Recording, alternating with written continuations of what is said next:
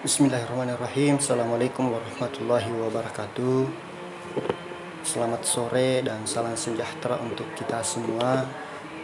Perkenalkan, nama saya Rering Hasim, mahasiswa PPL Pasca Sarjana STK IPPI Makassar.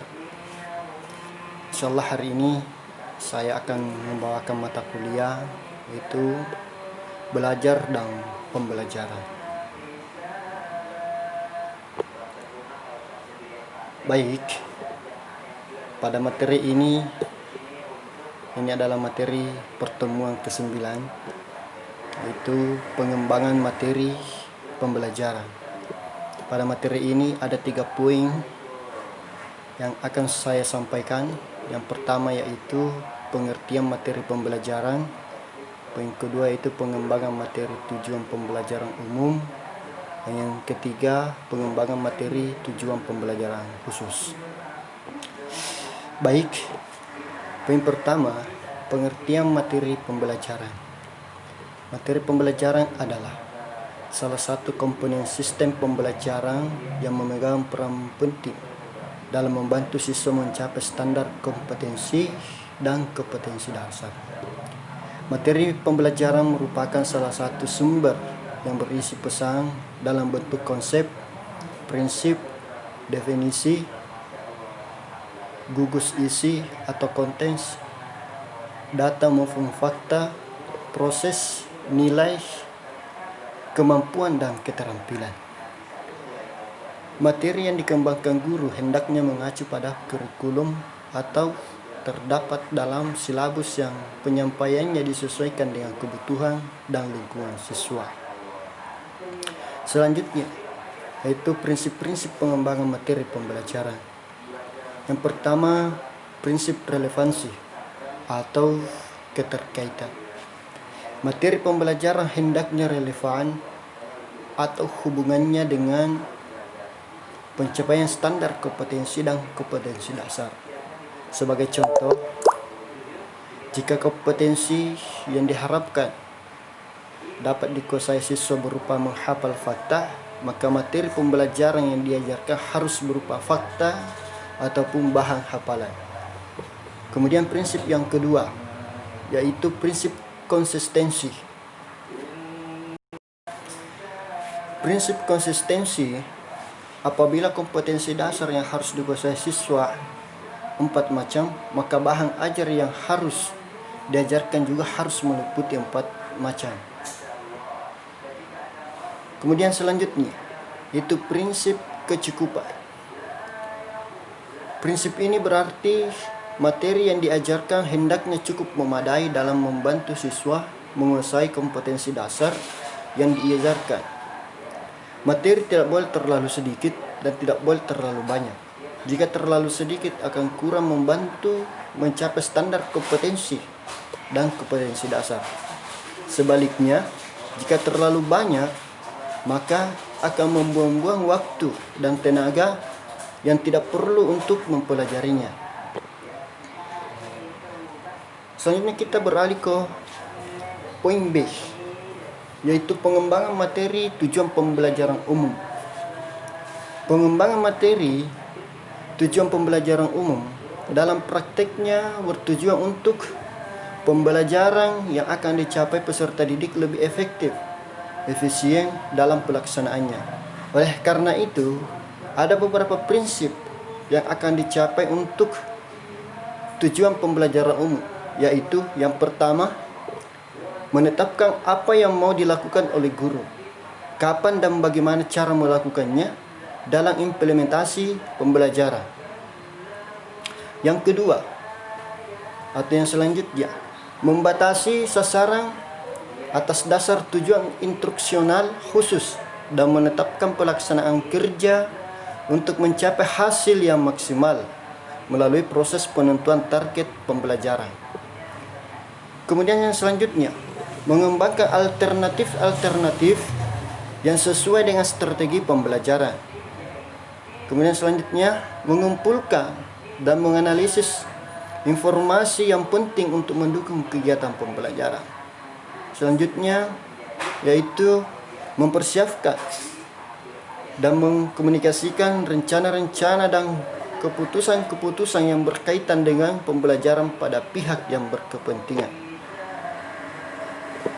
Kemudian selanjutnya yaitu kegunaan pengembangan materi tujuan pembelajaran umum, yaitu yang pertama memberikan kriteria yang pasti untuk mengukur kemajuan belajar peserta didik.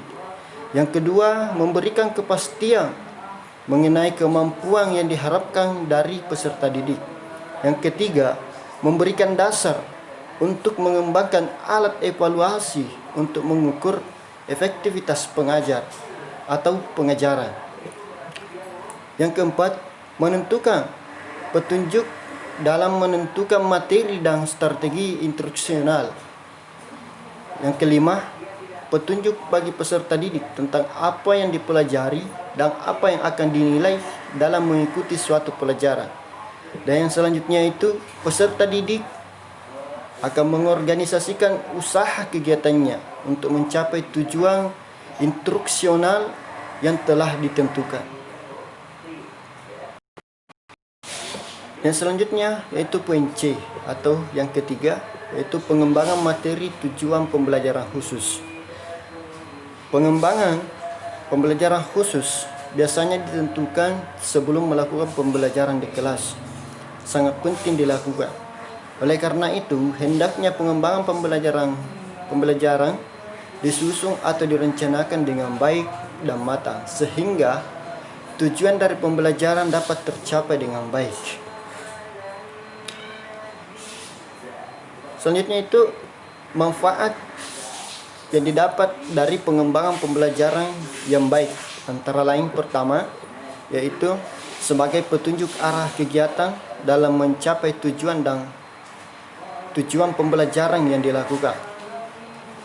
Yang kedua, sebagai pola dasar dalam mengatur tugas dan wewenang bagi setiap unsur yang terlibat dalam kegiatan pembelajaran.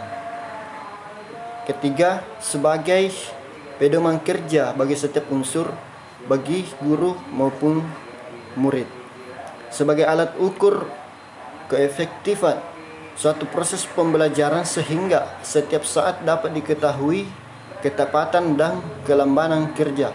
Selanjutnya itu untuk bahan penyusunan data agar terjadi keseimbangan kerja dan untuk menghemat waktu, tenaga, alat-alat dan biaya. Selanjutnya, pengembangan pembelajaran khusus mempunyai beberapa faktor pendukung. Misalnya, persiapan sebelum mengajar. Ya tentu, sebelum kita mengajar tentu ada persiapan-persiapan yang harus kita lakukan sebelum memasuki proses pembelajaran. Kemudian yang kedua, yaitu situasi ruangan dan letak sekolah dari jangkauan kendaraan umum. Kemudian yang ketiga, tingkat intelijensi siswa. Dan yang keempat, materi pelajaran yang akan disampaikan. Selain dari memiliki tujuan, pengembangan pembelajaran pun memiliki fungsi. Menurut Kostelnik, secara spesifik, fungsi pengembangan pembelajaran tersebut diantaranya adalah sebagai berikut. Pertama, yaitu mengorganisir pembelajaran.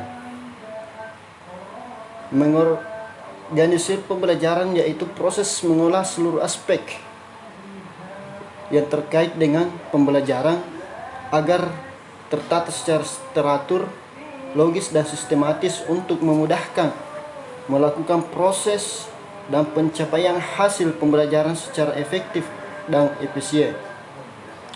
Kemudian yang kedua, yaitu berpikir lebih kreatif. Berpikir lebih kreatif untuk mengembangkan apa yang harus dilakukan siswa, yaitu melakukan perencanaan proses pembelajaran dapat dirancang secara kreatif dan inovatif. Dengan demikian, proses pembelajaran tidak dikesankan sebagai suatu proses yang monoton atau terjadi sebagai suatu rutinitas. Selanjutnya itu menetapkan sarana dan fasilitas untuk mendukung pembelajaran melalui perencanaan sarana dan fasilitas pendukung yang diperlukan akan mudah diidentifikasi dan bagaimana mengelolanya sehingga sarana dan fasilitas yang dibutuhkan dapat terpenuhi untuk menunjang terjadinya proses pembelajaran yang lebih efektif. Kemudian yang selanjutnya yaitu memetakan indikator hasil belajar dan cara mencapainya, yaitu melalui perencanaan yang matang. Guru sudah memiliki data tentang jumlah indikator yang harus dikuasai oleh siswa dari setiap pembelajaran yang dilakukan. Dengan demikian,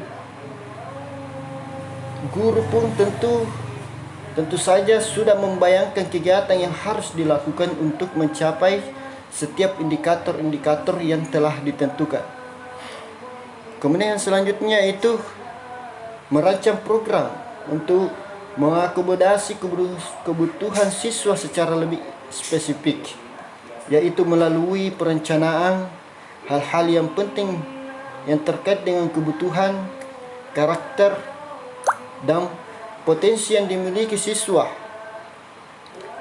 akan teridentifikasi dan merencanakan tindakan yang dianggap tetap untuk meresponnya.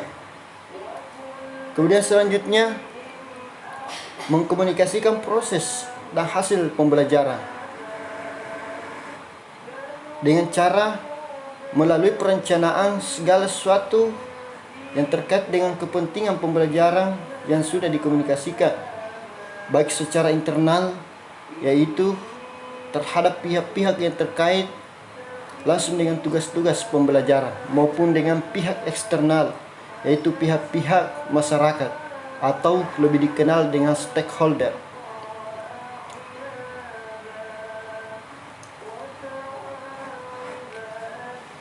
Pengembangan pembelajaran khusus akan menghasilkan bagaimana kinerja guru lebih terarah dan sesuai standar kompetensi dan kompetensi dasar dari program studi. Menurut Dignas pada tahun 2008, kinerja guru dalam pelaksanaan pembelajaran meliputi yang pertama yaitu pra-pembelajaran, di mana pra-pembelajaran ini yaitu pengecekan kesiapan kelas dan apersepsi. Kemudian yang kedua yaitu kegiatan inti, di mana kegiatan inti ini yaitu penguasaan materi, strategi pembelajaran, pemanfaatan media atau sumber evaluasi, dan penggunaan bahasa. Kemudian yang ketiga itu menutup, yaitu merefleksi, rangkuman dan tindak lanjut.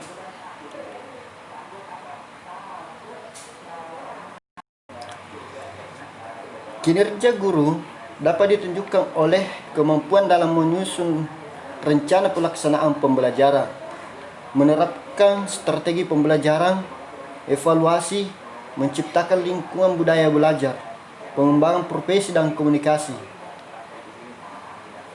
Kemudian yang selanjutnya itu perencanaan pembelajaran sesuai dengan pedoman penyusunan portofolio sertifikasi guru dalam jabatan rencana pembelajaran meliputi yang pertama yaitu perumusan tujuan pembelajaran, yang kedua pemilihan materi ajar, kemudian yang ketiga pengorganisasian materi ajar, dan yang selanjutnya itu pemilihan sumber media pembelajaran, yang keempat yaitu kejelasan skenario pembelajaran, dan yang kelima kerincian skenario pembelajaran, dan yang keenam yaitu kesesuaian teknik pembelajaran dengan tujuan pembelajaran, kelengkapan instrumen penilaian pembelajaran.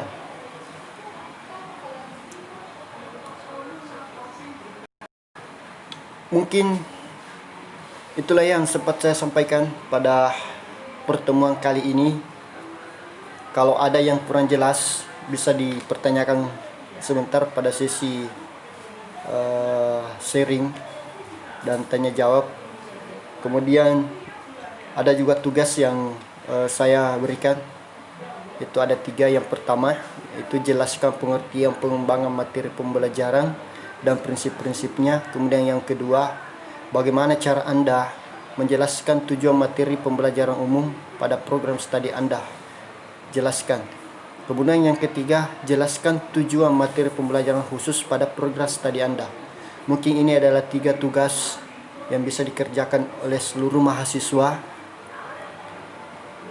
yang sempat hadir dan yang tidak hadir. Sekian dan terima kasih. Wabillahi taufiq wal hidayah. Wassalamualaikum warahmatullahi wabarakatuh.